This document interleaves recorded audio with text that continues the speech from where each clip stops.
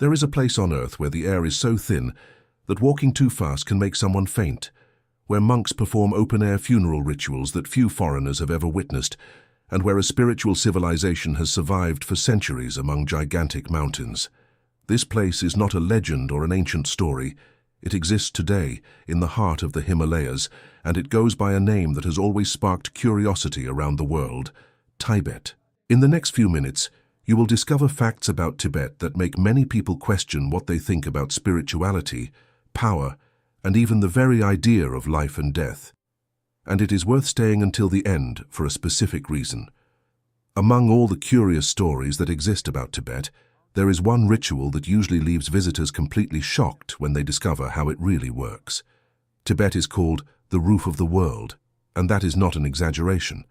The average altitude of the territory reaches about 400 to 900 meters above sea level, higher than the summit of any mountain in Europe. In many regions of the Tibetan plateau, the air is so thin that visitors need to walk slowly to avoid feeling sick. This extreme geography did not only shape the bodies of those who live there, it also deeply influenced the culture that was born in this environment. The capital of Tibet is Lhasa, a city located at 3,658 meters of altitude, which places it among the highest cities on the planet. The very name Lhasa, in the Tibetan language, literally means place of the gods. And this is not a modern tourist nickname, but the traditional name used for centuries. When travelers arrive there for the first time, many quickly realize that the city does not function like other capitals of the world. Although many people imagine Tibet as a small, isolated region in the mountains, the territory is immense. The Tibetan Plateau covers more than 1.2 million square kilometers, an area larger than France, Germany, Spain, and Portugal combined. This enormous size helped keep many Tibetan communities relatively isolated throughout history, creating cultural traditions that survived for centuries with almost no external interference. It is in this gigantic territory that one of the most famous places on the planet is also located. Mount Everest, the highest mountain on Earth, lies exactly on the border between Tibet and Nepal. For Tibetans, however, it is not just a geographical record. The traditional name of the mountain is Komolangma, which means Mother of the World. This way of seeing nature reveals something important about Tibetan culture and helps explain why spirituality and landscape are almost inseparable there. The documented history of Tibet begins around 127 BC, when a military dynasty consolidated control over the plateau. But it was only centuries later that the territory began to transform into an organized civilization.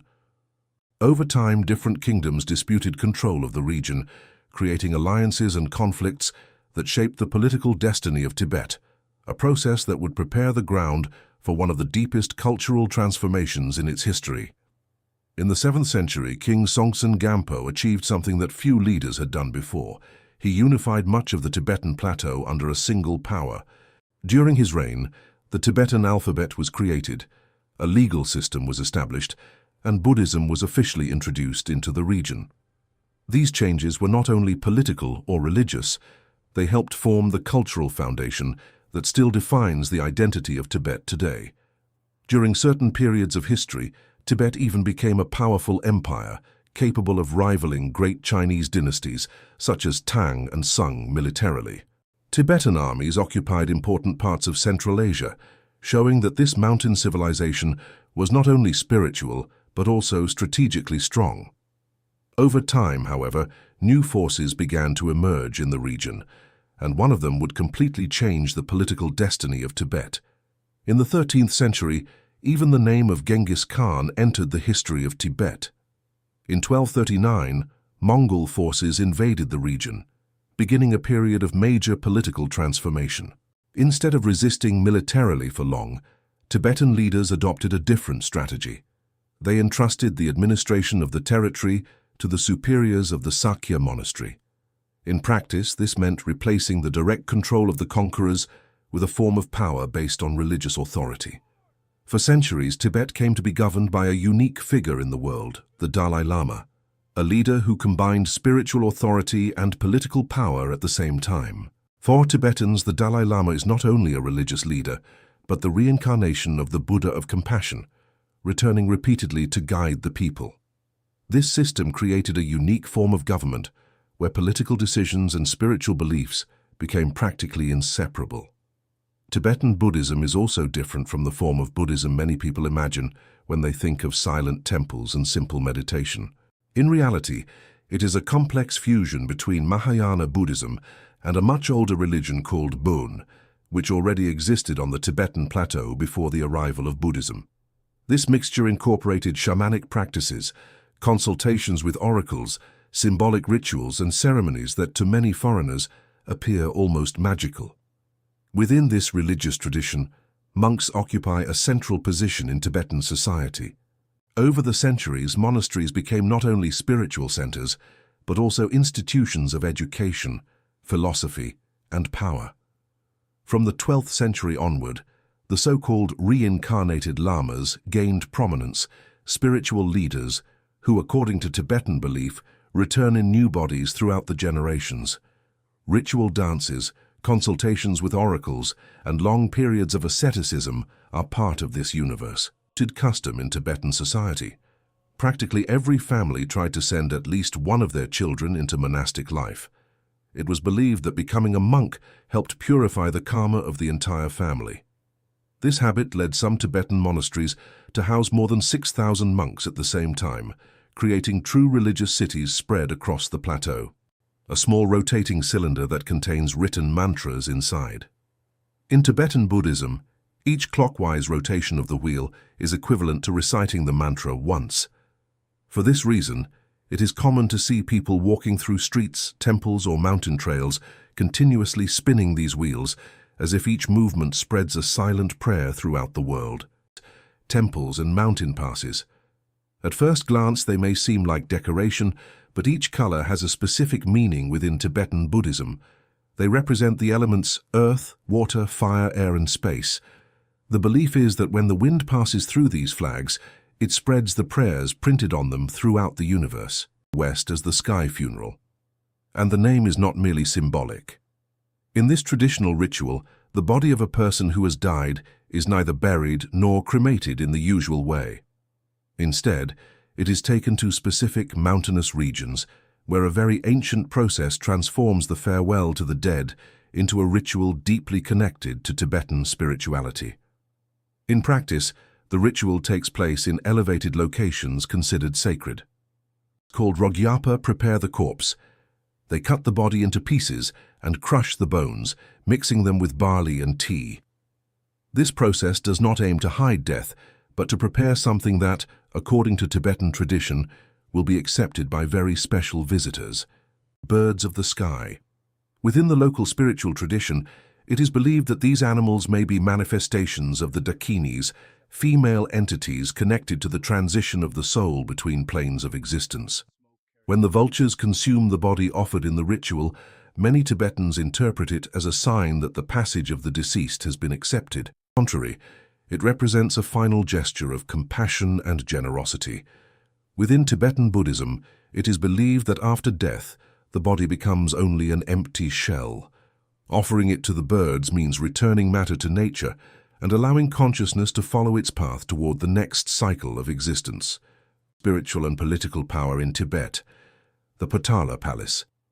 The complex has more than 1,000 rooms, around 10,000 shrines, and approximately 200,000 sacred images. Built in 1645, it functioned for centuries as the winter residence of the Dalai Lama and also as the main administrative center of the Tibetan government. Left Lhasa and went into exile in India, ending an era in which spiritual leaders also governed Tibet directly. Since then, the Potala Palace has ceased to function as a political headquarters and has been preserved as a historical heritage site.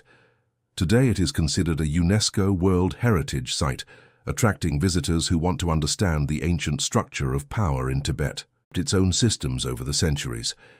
This knowledge uses approximately 2,000 types of plants, as well as about 40 animal species and 50 minerals in its preparations.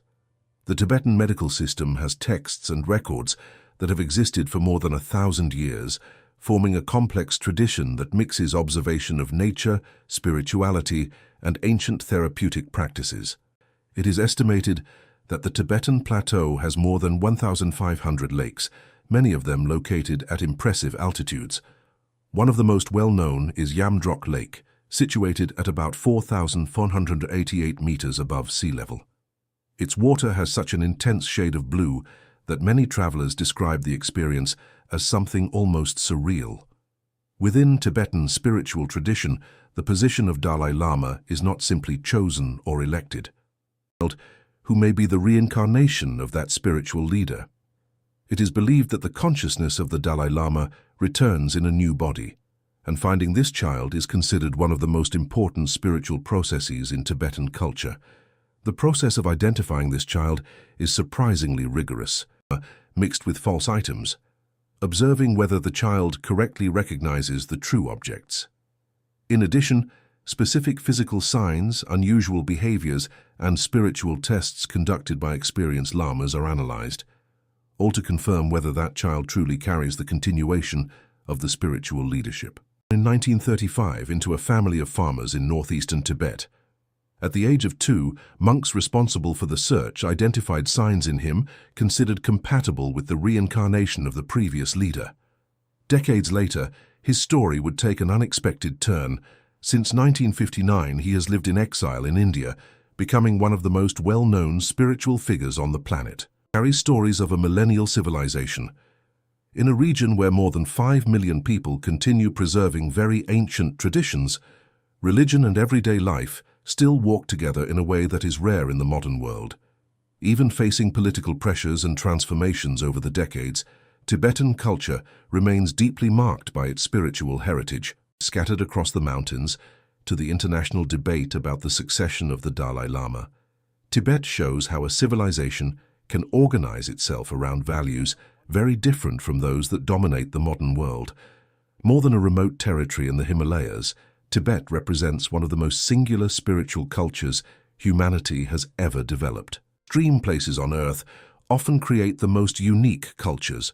On a plateau where the air is scarce, historical isolation and spirituality ended up shaping practically every aspect of life, from politics to funeral rituals, from the flags that flutter in the mountains to the search for the reincarnation of the Dalai Lama. Tibet is simply the natural way of understanding the world. Nature is sacred, life is a cycle, and even death can be seen as an act of generosity. That is why places like the Potala Palace or the rituals of the sky funeral are not just ancient traditions. They are part of a world-view that has crossed centuries. Other cultures is not just about discovering new places. It is realizing that there are many different ways to organize human life. If this video made you look at Tibet in a different way, tell us here in the comments. Which of these curiosities surprised you the most? Subscribe to the channel, because in the next video we will explore another culture full of mysteries.